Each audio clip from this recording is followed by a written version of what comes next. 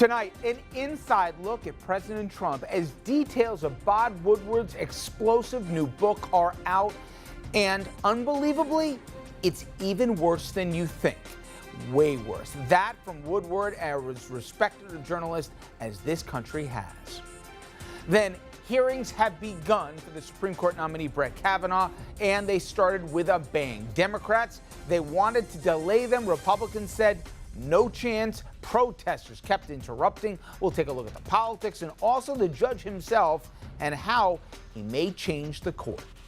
Also, a check on the midterm elections, which are not just, I should say, less than 2 months away. New polls are out, and they tell us a lot about what voters are thinking.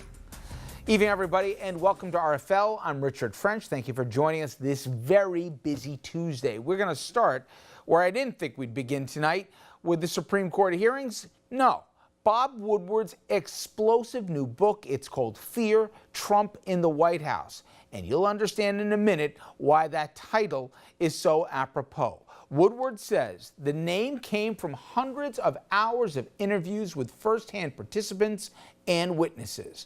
Woodward says he tried on multiple occasions to interview the man himself, Donald Trump, for the book. Never happened. But after the manuscript was done in August, Trump called Woodward. Here's a part of that call. I'm sorry we missed the opportunity to talk for the book. Well, I just spoke with Kellyanne, and she asked me if I got a call. I never got a call. I never got a message. Who did you ask about speaking to me? Well, about 6 people. Well, they don't tell me. Senator, I talked to Kellyanne about it 2.5 months ago. She came for lunch. I've got to go talk to people and see them outside of the White House and outside of their offices, and gained a lot of insight and documentation. And it's a tough look at the world and your administration and you. Right. Well, I assume that means it's going to be a negative book, but I'm sort of 50% used to that. That's all right. Some are good and some are bad. Sounds like this is going to be a bad one. Now, I want to warn you, some of the things about and from the president are offensive and graphic. There's no other way to do this. This is the president of the United States here, so you have to, as they say, do this literally. I want to get right to the excerpts from the book that are out. And again, the book is expected to hit bookshelves September 11th, a week from today. Let's start with the Chief of Staff, John Kelly. Here is the general talking about his boss, the President of the United States, according to Woodward. Quote, "He's an idiot. It's pointless to try to convince him of anything. He's gone off the rails. We're in Crazytown. I don't even know why any of us are here. This is the worst job I've ever had." The book also goes into the lengths that people took to try to protect our country from the president. That includes former chief economic advisor Gary Cohn. The book describes a scene where Cohn saw a draft letter about South Korea that he considered dangerous to national security. He took it right off the president's desk. Cohn was, quote, appalled that Trump might sign the letter. Quote, "I stole it off his desk," Cohn told an associate. "I wouldn't let him see it. He's never going to see that document. Got to protect the country," end quote. Woodward writes that staff decisions to circumvent the president were, quote, "a nervous breakdown of the executive power of the most powerful country in the world." The book also says former staff secretary Rob Porter, he used the same tactic on multiple occasions. Speaking of national security, the Washington Post has an advanced copy of the book, and it describes Trump's handling of Syria. Quote, "After Syrian leader Bashar al-Assad launched a chemical attack on civilians in April of 2017, Trump called the defense secretary Mattis and said he wanted to assassinate the dictator. Let's effing kill him. Let's go in. Let's kill the effing lot of them," Trump said, according to Woodward. Mattis told the president that he would get right on it, but after hanging up the phone, he told the senior aide, "We're not going to do any of that. We're going to be much more measured." The national security team developed options for the more conventional airstrike that Trump ultimately ordered. Fear also provides context to Rex Tillerson, calling the former Secretary of State, remember when he said he was, quote, "an effing moron"? Well, it turned out Woodward says this all happened during a top-secret meeting at the Pentagon, where the former Secretary of State and other officials were trying to educate Trump about the importance of diplomacy. Quote, Trump went off on his generals. Quote, you should be killing guys. You don't need a strategy to kill people, Trump said of Afghanistan. He questioned the wisdom of keeping U.S. troops in South Korea. Quote, so Mr. President, Cohn said to Trump, what would you need in the region to sleep well at night? The president responded, I wouldn't need an effing thing, and I'd sleep like a baby. After Trump led the Pentagon, Tillerson declared he's an effing moron. Woodward also goes into Trump's obsession with a Russia probe, and he describes an unbelievable scene.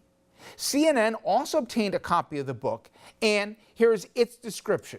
Quote, Trump's lawyer convinced the president would perjure himself, put Trump through a test, a practice interview for the one that he might have with Mueller.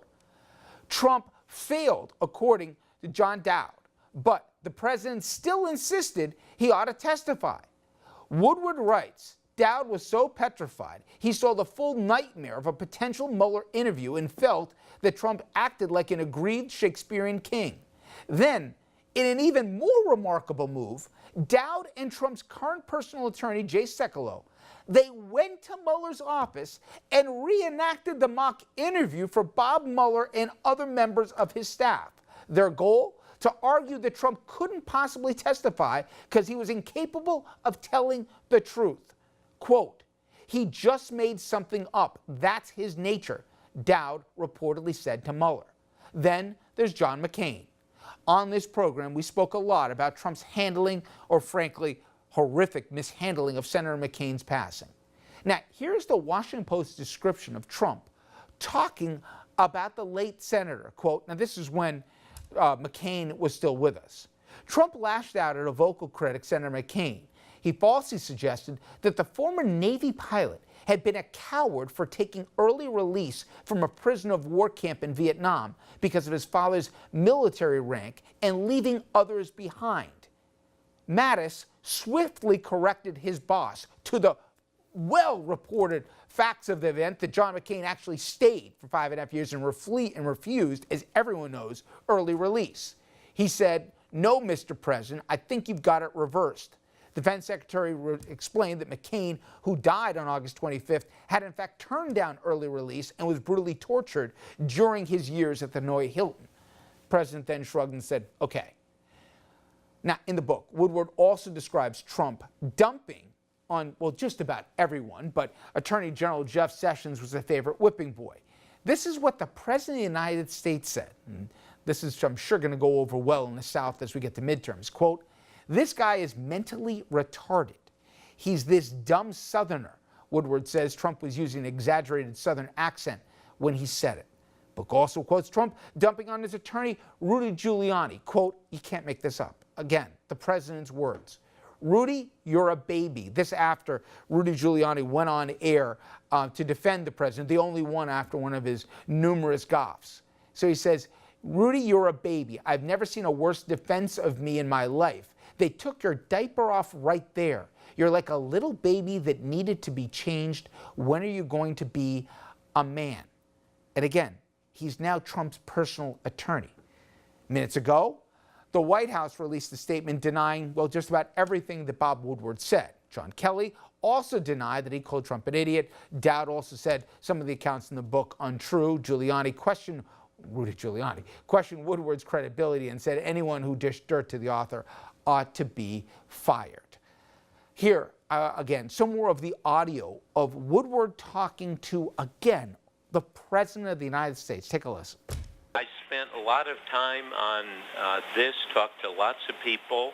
Right, good. And as you know and are living, we're at a pivot point in history. Right. And I would have liked to have done that, and I maximized my effort. Right. And somehow it didn't get to you, or it's really too bad because nobody told me about it, and I would have loved to have spoken to you. You know, I'm very open to you. I think you've always been fair, but we'll see what happens. But all I can say is the country is doing very well. We're doing better economically just about that at any time.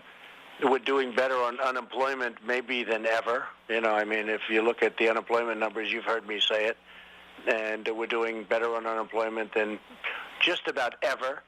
We're having a lot of companies are moving back into our country, which would have been unheard of 2 years ago.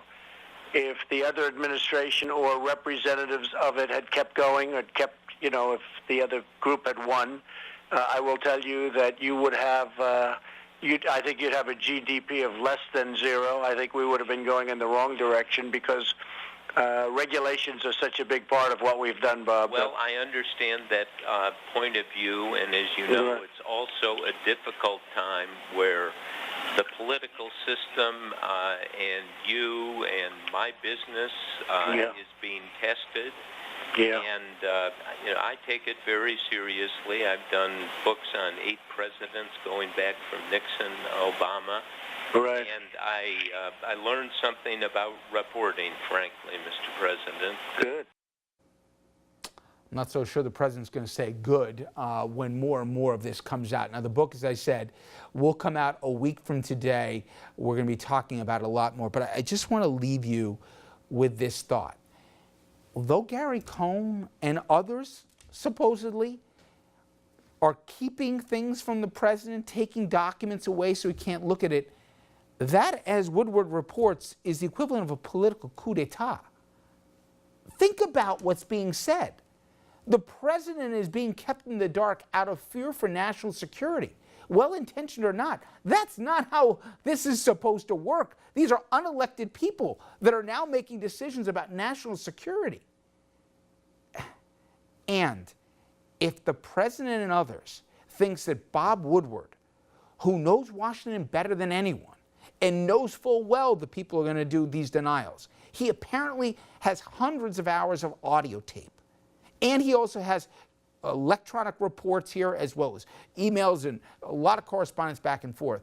Be really careful, White House, if you're going to go in a full denial here and you're going to stake the credibility of this president and his administration versus Bob Woodward. That's a fight you are not going to win. This, as shocking a book from just the excerpts I've seen, and as frightening a book about a presidency, and I'm even counting Nixon, that I can ever remember. We're going to be talking a lot more, as I said, about this in the coming days. Okay, coming up next, the Supreme Court confirmation hearings we thought would lead this program, and they began with Brett Kavanaugh today, and they were plenty of fireworks. We're going to show you some of the highlights, then talk to a constitutional law professor about the man who could be the swing vote on the high court.